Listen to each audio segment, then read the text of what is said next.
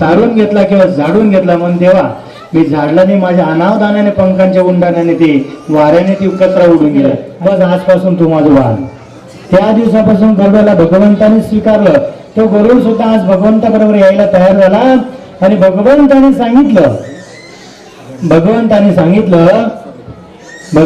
ज्यावेळेस सांगितलं की गरुडा तू येशील तर तुला गाढवाचं रूप घ्यावं लागेल.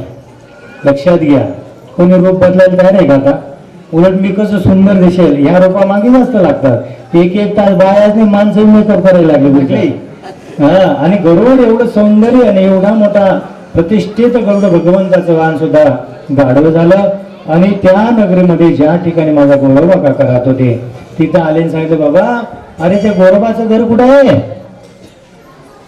आणि लोक म्हणले की त्या कोपऱ्याला आहे. आणि ज्यावेळेस गोरोबा काकांचे गोरोबा अरे मला काही काम लागेल ते दे बाबा, आमच्या घरी खायला